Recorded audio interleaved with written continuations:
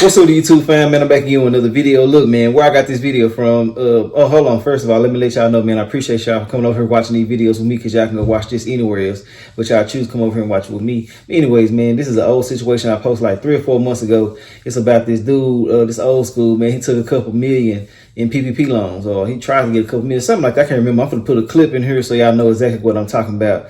It happened a couple months. He submitted 15 applications that got this money, and they said his house was the headquarters. Why they being childish like this, bro?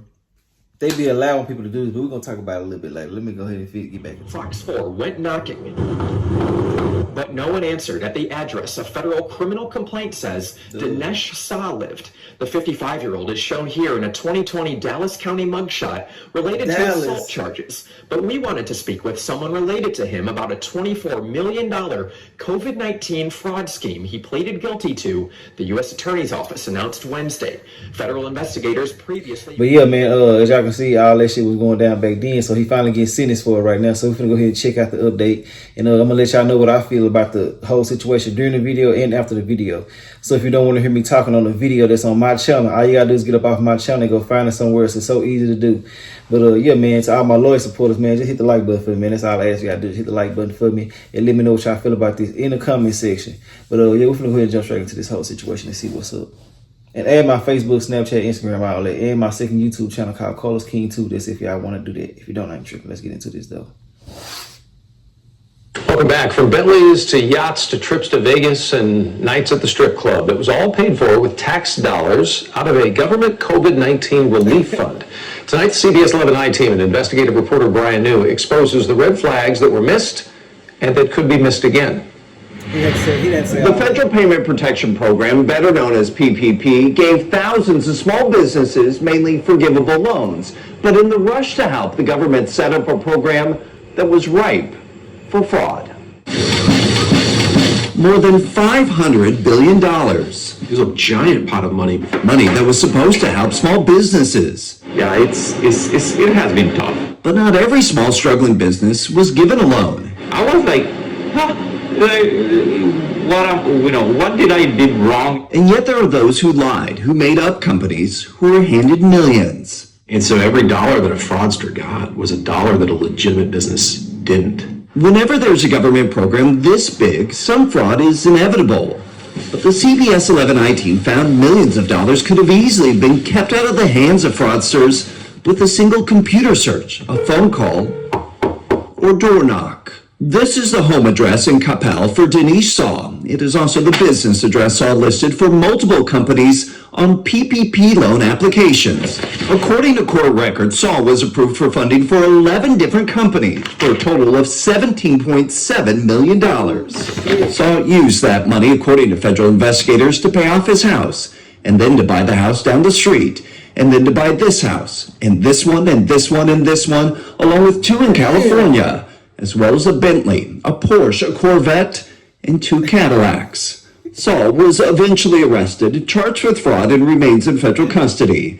His attorney Look, man, say, I'm not laughing at him going to jail. I'm laughing at how crazy you can be. What can possess you to go get this type of money first off?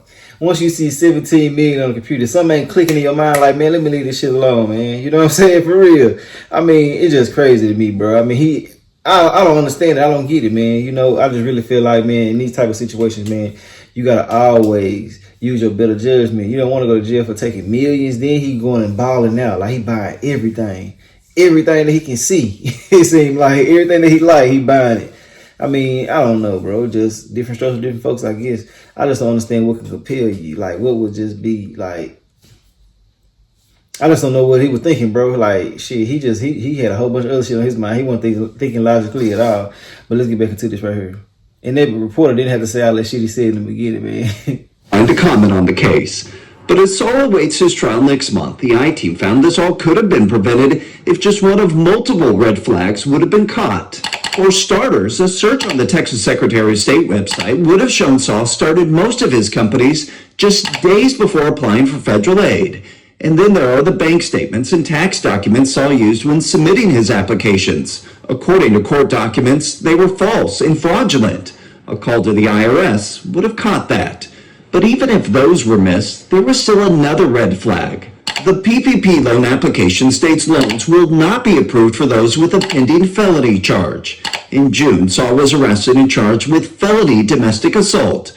5 weeks later, Saul applied for 2 more PPP loans and was approved. The I-Team examined court records of other alleged PPP loan fraud cases and found many of these same red flags were missed in these cases too. But in some ways, the government predicted this. On the same day the Small Business Administration launched the program back in April, its own Inspector General released this report, warning of potential fraud. We saw this coming. This is no surprise. Jay DeWalt is a former federal prosecutor. He says the government wanted to get the money in the hands of struggling businesses fast. So to speed up the approval process, the program was essentially based on the honor system. We're going to take you at your word, and we're going to send you that money. And if you get that money and you lied to us about those things, we're coming after you. DeWalt? Now, if y'all think that they didn't know some people was doing fraud, like just off seeing it, then you crazy, bro. They sending you so many paperwork, like the fine print. They always tell you to read the fine print, man. It's so many different things and stipulations that they got in the paperwork, bro. You got to be able to sit back and take your time and look, especially if you're going to take millions and hundreds of thousands and shit like that. You got to sit back and think about everything that you're doing, man. Like, look at this shit. Word for word, what's going to happen if I do this and this and that. You know what I'm saying? You shouldn't do it no way. But if you are, then you got to make sure you do everything right and make sure you pay that shit back. Don't be out here just bullshit. But I feel like you shouldn't do no illegal things. Don't involve yourself in no illegal activities. I'm just saying. But yeah, man, it's just crazy that people thinking that they being slick. A lot of this shit is being noted, like what you're doing with this money. They watching folks, you know what I'm saying? So you got to be careful, bro. Like I was saying last time, everybody not going to jail, bro. Like, you got to chill, man. Everybody not going to jail. Some people going to lose their taxes for a couple years. Some people going to slip through the cracks. But, it's just the thing. It's just, like, why do it anyway when you know it's a possibility, man? It's just so many crazy things happening in the world right now. You got to pay attention and move swift. Because like he just said, man, we're going to give you this money. But if you lie, they're going to backdoor and check it. Especially if they notice all this. And then, like, on another video I watched, they said that it's red flagged when you when a house gets so much money approved. They tell you that a red flag, if something goes wrong or some fishy shit happening, they flag your house, your IP address, to the point where they know exactly where you are. You can watch another video too that I got about that shit. They sure got a VPN, whoop, stuff like that. They gonna find out where your ass at. But yeah, man, it's crazy, bro. Let's get back into it though.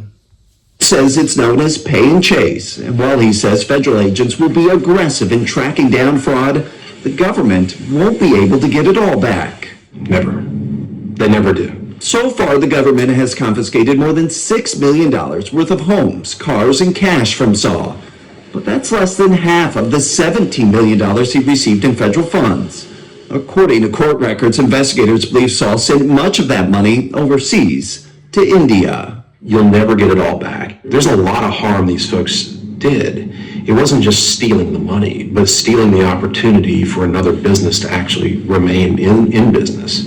Saul's federal fraud case is set to go to trial on December 14th, while his domestic violence case is set for trial the very next day. Meanwhile, according to a recent Senate report, red flags have now been raised on more than 11,000 PPP loans, totaling more than $3 billion. With the I-Team, Brian New, CBS 11 News. Nah, just red flags everywhere all over the place. They full of shit, man. This is crazy, bro. If you believe these people, man, something wrong with you, bro. I swear to God, because if you think that they not flagging everything that's happening, there's so many flags out the blue.